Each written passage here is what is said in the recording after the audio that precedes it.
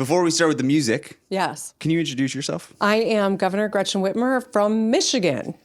So I was thinking about Michigan music.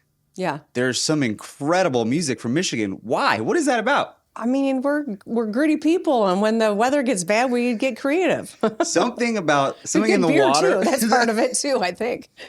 It's a range too. Yeah. It's like there's been lots of different music from all different genres and different time periods. It's fun 'cause Probably, yeah. Everyone immediately goes to Motown, right? Yeah. But there's so much techno. You think about Iggy Pop is from Michigan. The White Stripes, Eminem, like Big Sean. It's fun because it's just this kind of wealth of different genres and interesting, types of music. You're ahead of the curve already. You named like 5 or 6 artists, so you're just way ahead of me. I've been preparing.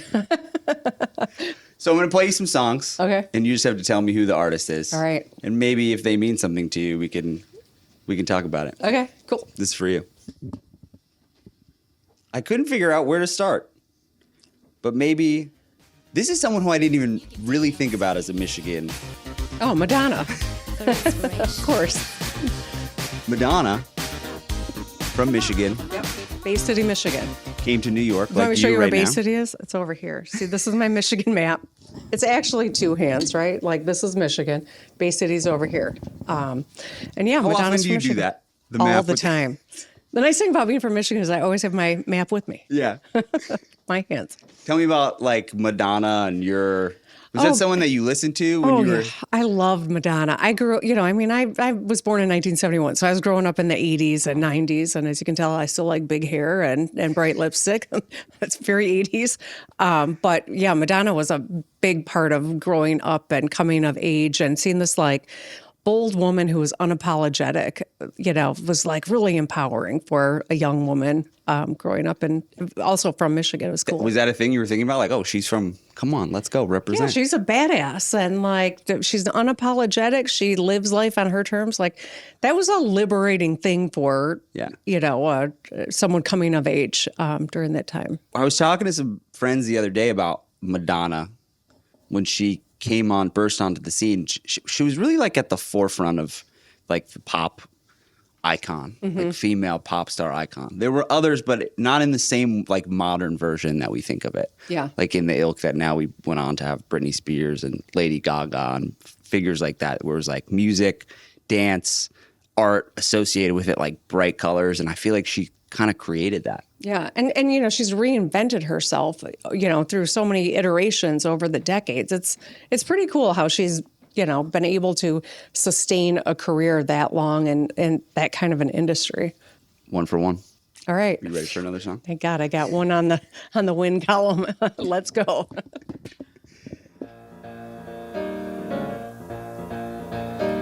It's just piano so far. I don't know.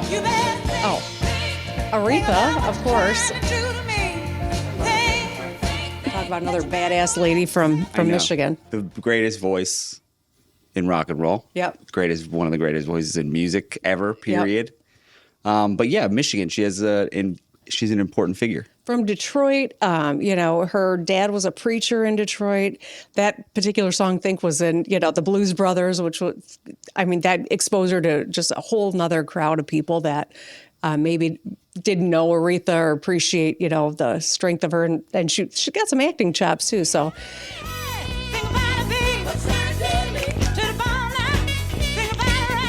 But her dad was a big preacher in Detroit, big on the front lines of civil rights, and she used her platform to really empower people and move people forward. And that's kind of a bold thing to do, especially in those days. Why? Where did like Motown come from? What is tell me the story a little bit, or as you know it. So there's the Motown Museum downtown Detroit, which is really cool, and they're putting a lot of resources in it right now to upgrade it and make it even more interactive. And Berry Gordy was a visionary, and there were all these talented people: Marvin Gaye and Stevie Wonder and Aretha Franklin, Temptations. Like it was this.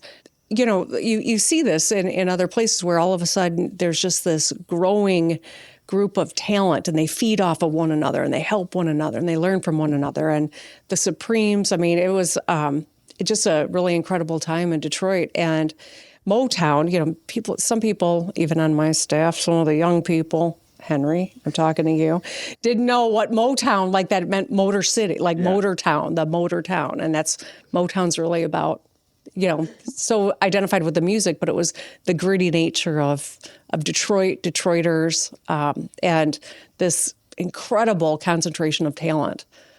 I think about not just the music, but like the business, right? And the economic engine that it became. And because it's called Motown, obviously because of the city and the cars, but there was the business of the cars that I think probably inspired Berry Gordy. And they were like, oh, we can do it like how GM does it, or all these other, like, we can build a factory kind of system in the same way. Yeah, right? like It's like mass produce. Yeah, it's like a reflection of the same thing that they grew up around, which I think is, I don't know, it shows like how it can be contagious, right? If there's like a sense of sort of economic development and like this engine that people are working with each other, it goes into other places. Yeah, and it was predominantly, Black led and Black owned and Black talent. And it was like just a opportunity, right? And so you think about how it overlapped with the civil rights movement and empowerment, but that creativity that was flowing, whether it was on the line in the in the auto factories, or it was in the churches where a lot of this music originated from, and then became more mainstream. But it all overlapped at that same time. To your point, like there was this ingenuity and this drive. I have a bit of a bone to pick with you because let's do it. I'm a huge Knicks fan, and this is supposed to be like our year. There's and then no such the Pistons, thing. just like, why are the Pistons like what? Like it's supposed to be our time. Why are the Pistons so good? Listen, it was supposed to be the Lions' time this last season. And so, no one owns the time. We got to earn it, baby. I'm so happy to see the Pistons showing up the way that they are. It's been fun because it's been a long, hard, disciplined route to get to this point. It's not like they're just a flash in the pan. They're the real deal. I do respect it. And there's a grittiness to the pit. Anytime the Pistons are good, they're like this gritty sort of team. Yeah. Back when I was, a kid watching so much Pistons, the bad boys, right? Like, we were the rivals with the Bulls. But the bench that we had was incredible, and I can still name all the players because it's like, Vinnie Johnson and Bill Laimbeer and Rick Mahorn and Isaiah Thomas. Spider Sally, Dennis Rodman, the Worm, just this huge group of people that were known as the bad boys. So yeah, we're gritty folks at Michigan. You're 2 for 2. All right. Look. Oh, Eminem, Lose Yourself. So You're more than 2 bars. come and on, you know that one. I know. Well, 8 Mile was this huge moment, and Eminem obviously like an important cultural figure and has a certain attitude. But that movie, I think, is like a really important cultural moment. It painted a picture of this certain time and place. Mm-hmm.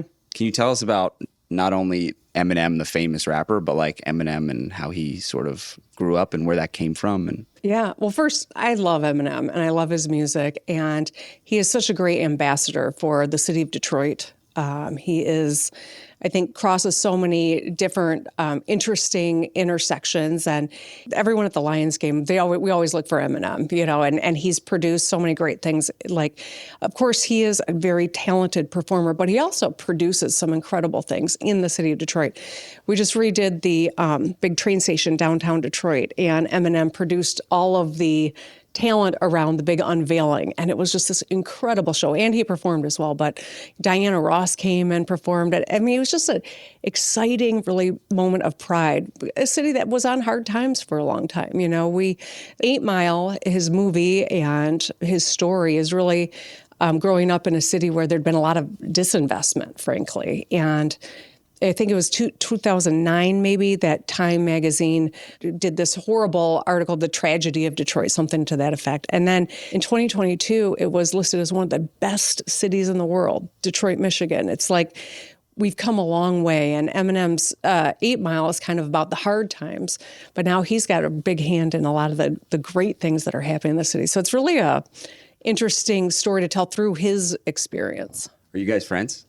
I've met him. I would love to be friends with him, but he's. Adam, if you're watching. I think Marshall, I love you. I met him and he's very reserved. Yeah. I think he's kind of shy, and which is so interesting when you see the talent that he displays on stage and the way he interacts with people. But he's, I think a lot of folks in Michigan are really proud that he's a great ambassador for us all. Madonna, Aretha, Eminem, range so far. I mean, these are not wood, but I'm going to knock on this chair. All right, you already mentioned this person and this. Diana Ross. Come on. Yeah. There's something about that sound immediately when it comes on that just transports you. I also love how many Supreme songs have just baby, like, and how many lyrics are about baby this, baby that. There's happier music, right? Yeah. It was. And, her voice is like incredible, right? It's so unique and you can tell it immediately. But yeah, she grew up in Michigan and still has a lot of family in the state of Michigan. She hasn't lived in Michigan for a while, but she's royalty when it comes to the state of Michigan. I want to go, back in time. I think about this all the time. Like if I had a time machine, places and times that I would go to. And just to be around and be in those studios and hear that music being made, I think would be pretty spectacular. It would. And to live in Detroit during that period of time, too. I mean, right now, you can drive through the city and you can see some of the homes that had been built during that time and are being restored now, thankfully. That the grandeur, the incredible success and economic growth and wealth that was created during that period of time. I mean, people came to Michigan from around the world. It's really what makes us so diverse. People are always like, why do you have such a huge Arab population in Michigan? Like, you had this big Dutch population on the west side or Finns in the Upper Peninsula. Like, Michigan's really the most diverse of Midwest states. And it is because people came, you could get a good job on the line at Ford or GM and afford to buy like a place up north on a lake and have your house in Detroit. And it was a middle class guarantee you could get in, and you didn't need education beyond high school to live that opportunity. So it drew so many people into Michigan, and I think it was, there was this real golden age where Michigan, I think was, someone said it was the Paris of the Midwest. It was the place to be. I was going to bring that up because when you go there, there's these grand boulevards. It's like a city that was like really a dream. It wasn't like built by accident. It was like, we have this huge dream vision for this place. And that's like at the core of, I think, why it's such an important city. And even why when it was in hard times, there was always an opportunity to come back. Yep. Because it was like, it's just there. It's in the bones of the place. Like, this is a special place. It is. And, I love Detroit and I love Detroiters. It is really one of my favorite things to do is just, I was there this week and we just popped into a bar and just started talking to people. And it was like, I have the nickname Big Gretch from, during COVID, I was standing up for people and they bestowed this nickname on me. Yeah. And I wasn't sure if it was a good thing or not. To be honest, I'm named after my grandma Gretchen, and Grandma Gretchen always said, don't let people call you Gretch. It rhymes with wretch, and that's not pretty, And I don't know many women who like big on the front of their nickname, So I was like, when I heard it at first, I was like, and so I was talking to this woman on my staff, Shaquila Myers, and I'm like, she was, they're calling you Big Gretchen. And I said, I heard like why? Like I thought maybe it was, I wasn't sure if it was nice. And she said, oh no, you don't understand. They have bestowed this on you. Like the people of Detroit, this is respect. And so it's now my favorite nickname. But like Big Sean. Right, like Big Sean. Or Biggie Smalls or something. It's just like. Right. Big Sean. Yep. Another great Detroit talent. Legend. Yep. Do you want to hear another song? Sure. Okay. I'm gonna fight 'em all. A 7-nation army couldn't hold me. White Stripes. Come on. They're gonna This is another person who's got a huge amount of pride, Jack White. And he makes records there, and he's kind of has his imprint. Yeah. He's made a big investment in the city of Detroit, and he is, he creates music in the city. He is accessible. He's often at Lions games and Tigers games, and did a collab with Eminem around one of our last home games in Detroit for the Lions. So, Ladies and gentlemen, Detroit's own Eminem. So I collapse, I'm spitting these raps long as you feel them to the day that I drop. You never say that I'm not killing them. 'Cause when I am not, then I'ma stop hitting them. And I am not hip-hop, and I'm just not living them. he's great, and he's really down to earth, I mean, just a good, generous person. And he, like Aretha, is not afraid to use his platform, the things he believes in. And I respect that. A lot of people are very, careful not to do that because they're thinking about, money driving that. But he lives his values, and I respect people who do that. I was reading your book, and something that stood out to me was this idea of like leading with questions, leading with like curiosity, and kind of asking. Don't say, "Oh, here's what I'm going to do," but ask people what they're looking for and what they need. Can you speak to that a little bit? What that means and your thinking around that? Well, it's funny when. Obviously we were talking about your mayor here in New York. He just won a big election, same time that a couple of my colleagues got elected, Abigail Spanberger and Mikey Sherrill. And people were like, oh my God, people want to talk about affordability. I'm like, no shit. Like, affordability is always on the minds of the voters. And I know this because my favorite thing to do when I'm campaigning or even talking to anybody is ask them questions, find out what's going on with them. What do they need?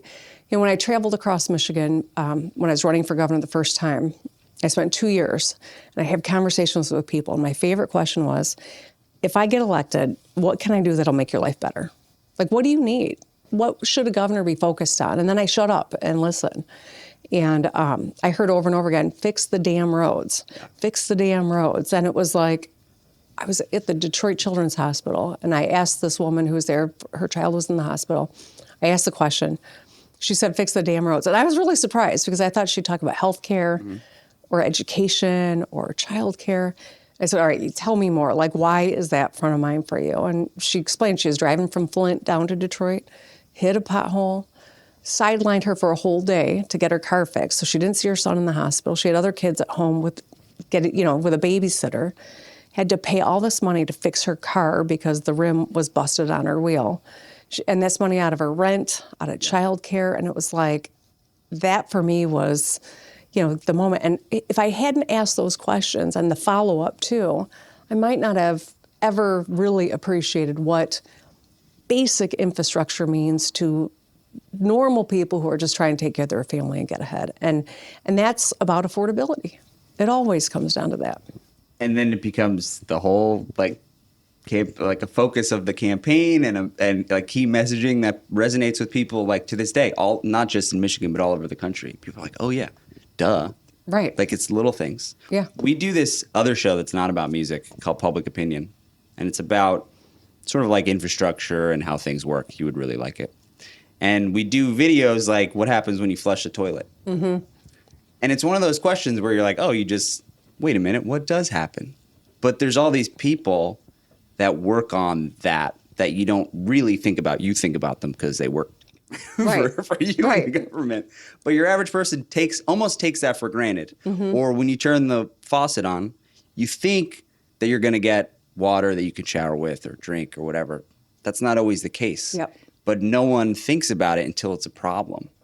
But there's almost, I think, this pride that we can and should take in the fact that the government does all this stuff that we take for granted and makes it happen. And if we improve those like little things, it makes everything better. It makes the country better. It makes us sort of stick together a little bit more and say, hey, wait a minute. Look at this. This is beautiful. The roads do work. The snow does get plowed.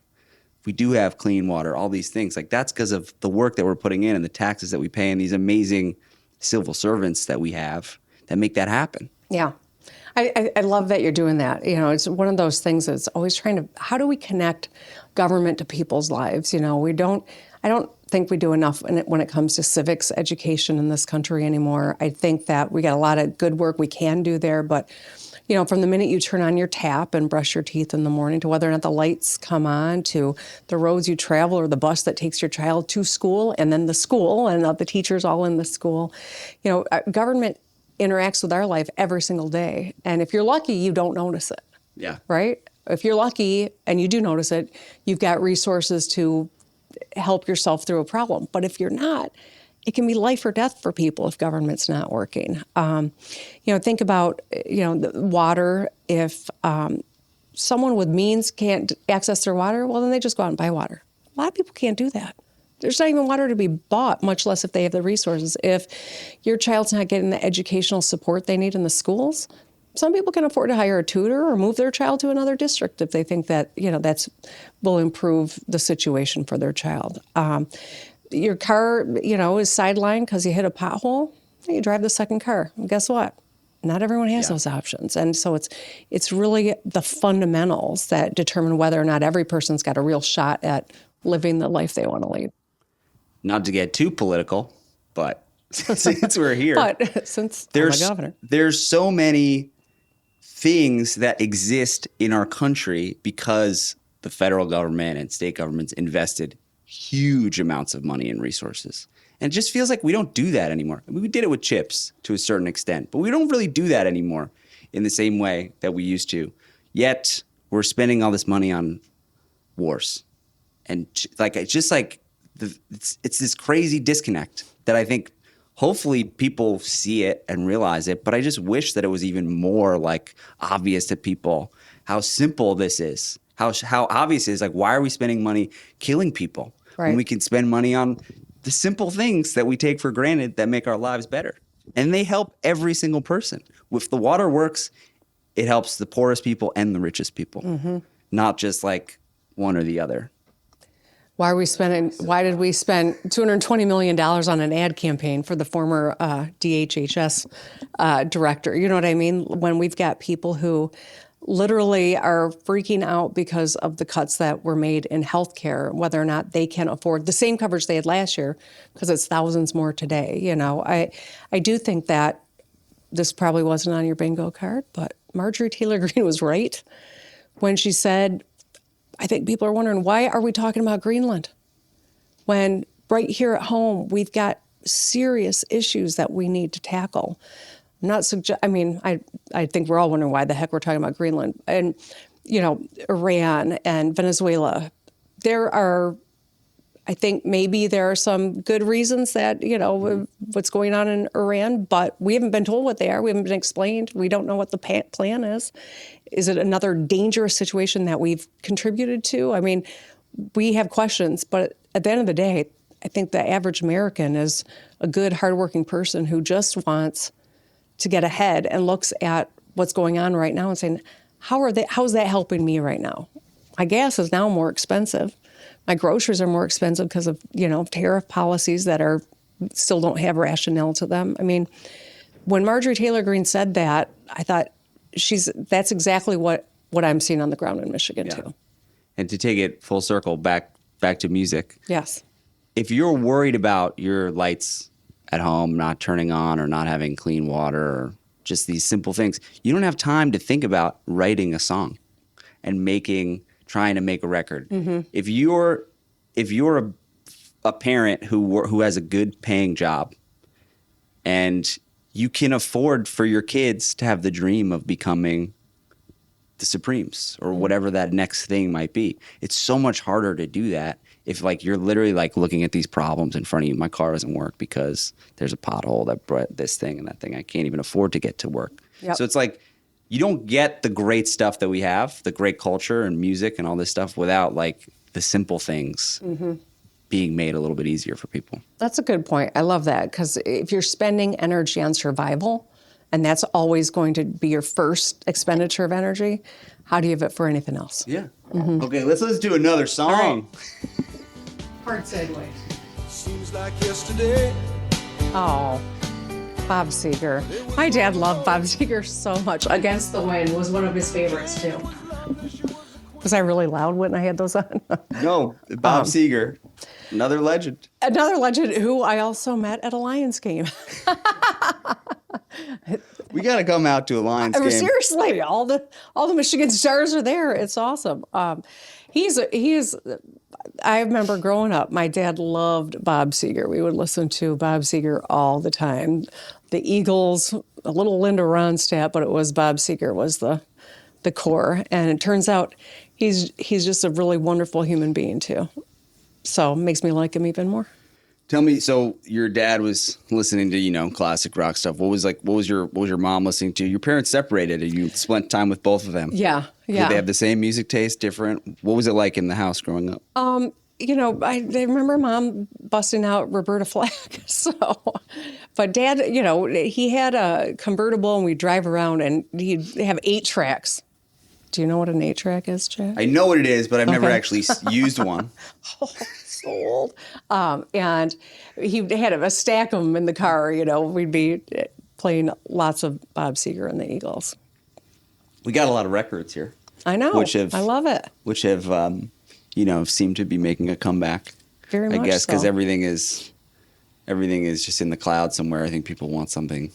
Yeah, tangible. To hold on to. Mm-hmm. Do you remember your first concert or an early concert that you went to? Did you ever see live music? So this is so funny. My dad being a single dad, he had to work a lot and drive a lot, but he was a great dad. He was very hands-on. I just lost him last month, so. Oh, I'm sorry. He lived to 85. He lived a great full life, and we were next door neighbors until I moved into the governor's residence. So we were very close. But he, anytime my sister and brother and I wanted to go to concert, he would take us.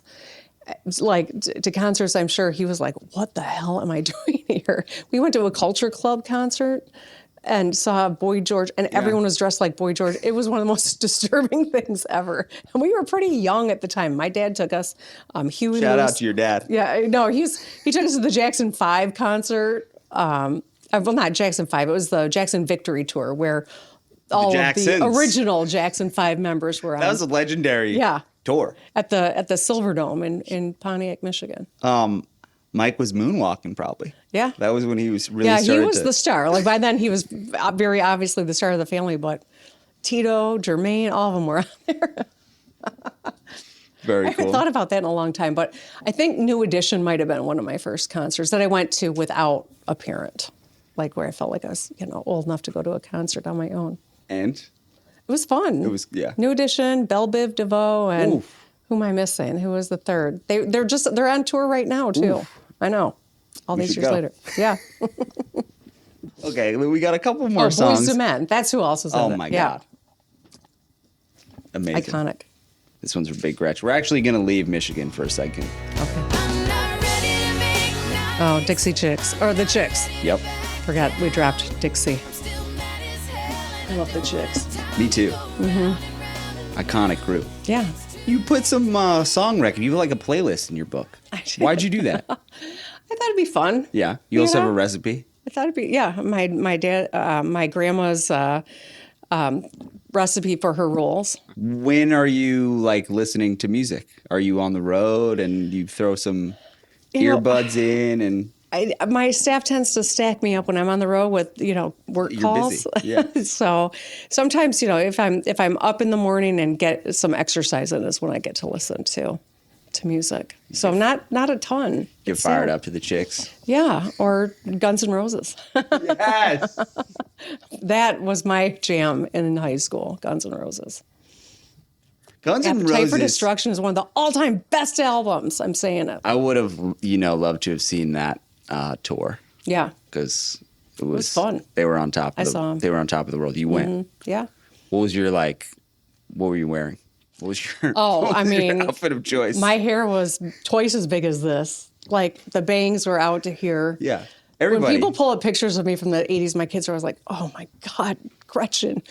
I could get close to an open flame, that's for sure. What do your daughters listen to?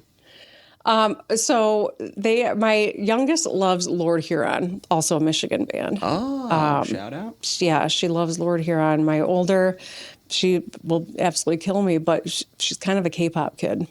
Interesting. Mm-hmm. She'll kill you. She doesn't want that out there. It's kind of her thing, but now there you go. Sorry, Sherry. It's huge. Yeah. And is she like in all the fandom stuff? Like, it's She- not just about the music. There's all this lore that you have to be connected Oh, yeah. to. NCT 127 is her band. Hey-chan is her favorite. Okay. Yeah. Respect. Respect. I wish I'd done I didn't know a some of whole that. lot about K-pop until I think there was a rally in the last election that was supposed to be in Tulsa, Oklahoma, and it was empty. And they figured out it was because all the K-pop stands reserved the tickets and then didn't go to send a message to the candidate who is the current president. Yes. That was, I I remember was like, that. oh, tell me more. It was interesting. It's an army. Uh-huh. They Truly. when you mobilize them, they're powerful. 100%. K-pop stands. Yeah. Okay, couple more Okay. for you. You can never know what it's like. Your blood Oh, Elton John. You love this. I love it. You love this song. I'm still standing. You know, I was going out to the stage on my reelect at the Michigan Democratic Party convention. And I would often go out to Lizzo, and one of my fellow people on the ballot with me walked out to the song that I usually use. So I was like, okay, I'm not going to walk out of the same song. That's strange. That would be weird. So after everything I've been through, right? 32 recall attempts, a plot to kidnap and kill me, the pandemic, the, righteous demonstrations for racial justice in the wake of George Floyd's murder, a flooding event. Like, we lived through so much craziness my first term, and I'm like, all right, I'm still standing. That's a good message, because I am still standing. That's the reason I was excited to talk to you Yeah. in this conversation, because you're fucking badass. Excuse my French. Thank you. It's not French. But people were trying to kidnap you, Yeah. and like, you're just like, you just strike me as someone who's not going to take shit from anyone, and you still have a smile on your face, and you're like, you're a warrior. It's Thank like, it's you. really cool. Thank you. And appreciate I'm proud. I don't know, that you're one of our elected officials. I think it's awesome. That's very kind. I appreciate that. What's your secret? But my dad was really a wise counsel to me throughout my life. And one of the books he gave my sister and brother and me was The Four Agreements. And these are like perennial lessons that get retold by different storytellers over the years. But that was the iteration during that time. And, I think, internalized those lessons. I don't take anything personally. It's not really about me. Whatever someone else says, it's more about them than it is about me. And I try to always work hard and do my best. And the happy warrior is kind of a phrase that really resonates with me. I was getting ready for my first campaign for governor, and Emily's List, organization that, helps Democratic women, pro-choice women get elected, sent out a debate coach to work with me. Yeah. And, I love communications. I'm always eager to learn. Ironically, they sent a man out to work with me, which I thought that was kind of an Come on, interesting Emily. choice. Okay. But he was great. But one of the things that he said that really kind of stayed with me was, in any debate, the happy warrior wins. Yeah. If you're watching it and you think one of the people's having more fun and they keep that kind of happy warrior mentality, they're going to win the debate almost every time, regardless of what's said almost. Yeah. And his advice was, as soon as you get, to the podium, put a big smiley face at the top of your blank papers to remind you to be happy. I don't know about you, Jack, but tell me to smile. It does not produce the result, right? Like, it pisses me off when someone says, you should smile more. Like, it's just irritating. So I was trying to think, like, what will keep me in that frame of mind? And so I went to a Kevin Hart show at Little Caesars Arena in Detroit. And one of the guys who opened for him was telling a story about how women today are much bolder than they used to be. Back in the day, if you wanted to see your girlfriend, but she was having her period, she wouldn't tell you that. She would say something like, you can't come over because Aunt Flo is in town, and he's like, but nowadays, women own it. He said, I'm telling my girlfriend I'm coming over to see you. And she said, you're not coming over because it's Shark Week, motherfucker. And that struck me as so funny. Like, I laughed about that. I still laugh about it because it's hilarious. Yeah. And so I went into my debate, and at the top of my paper, I wrote SW, MF. Shark Week, motherfucker. Because it's like about owning your space and staying loose and happy. And anytime I do a big speech, my team always says, it's Shark Week, Governor. So that keeps me the happy warrior. You got a shark tattoo? I do, right over here. Shark Week, motherfucker. I remember when you got like in trouble, not in trouble, but you like said that maybe during the DNC or something, you like mouthed it, and media was like, I mouthed it. I thought that was cool, Well, I gave this speech for the Democratic convention for 2020, and it was all remote because of COVID. Yeah. And before we went on air, my staffers said Shark Week, and I said, "Oh, it's Shark Week, motherfucker." And that was not a part of the aired, footage, but somehow it got out. And the next morning I was like, oh my God, are you kidding me? I gave this speech. I was so nervous about the speech. And then this is what came out. And then it became this thing, and people started making merch, and now, there's t-shirts. I go places, people are like, it's Shark Week, motherfucker. So I've learned to love it. I think across the board, people respect that like authenticity and realness. You're not just sticking to the script every time you do that, but you can show who you really are and where you're about, and people appreciate that. That's what people want to see in politicians. It's I think about the people that came before me, and they had to really be careful and curated, and sometimes it left you feeling like you didn't really know them. But because they came first, and I think about people like Hillary Clinton or Jennifer Granholm, who was governor in Michigan before I was. I remember Jennifer Granholm saying, she kept her hair very short and didn't wear dresses. She wore pants all the time because she wanted to be taken seriously as the first woman governor. And because they came first, I have a lot more comfort showing up as I am, which makes a difference. I'm better if I don't have to spend energy on things that actually don't really matter that much. One more song. All right, let's do it. This is, we're back in Michigan. We're kind of giving a little rock and roll, a little early punk rock. This is a little harder. Oh, is this Iggy? No, right before Iggy. Oh, damn. Is it Alice Cooper? No. Oh my God, my husband plays this. He's going to be the one that, my kids would be embarrassed me for the others. Kick Out the Jams. Who is it? MC5. MC5. This is a hard one. My husband will kill me. He'll be so embarrassed. He's a rock. Yes, he plays guitar. Like, he retired from dentistry during the pandemic, and he plays guitar all day, and he's always saying, kick out the jam. So he's going to be like, I can't believe you got that one wrong. That's amazing. So what do you think? You did pretty well. It was fun. Yeah, I missed that last one. Yeah, but everything else, don't worry, you nailed that'll get me within 1 roasted at home second. for a long time to come. So It's good that even though you didn't get it, you knew the song and you brought him into it. Yeah. It's, I love music. I have no musical talent. Same. When I was in middle school, I was forced to pick an instrument because it was choir or an instrument. My mother told me choir was not my forte either. And so she found a flute at a garage sale. And that's how we picked my instrument, which can tell you it was not a passion project, and it did not last. I also played flute. Did you really? In grammar school. I don't know why. And I did not enjoy it very much. Yeah. I played the same song over and over again until my mom let me quit. I drove her insane. It was a great tactic. Thank you for coming. Thank you. This was fun. Keep up the great work. I appreciate it. Great to meet you. Good to meet you too, Jack. Thanks. That was fun. Thank you. Thank you. Yeah. That was fun.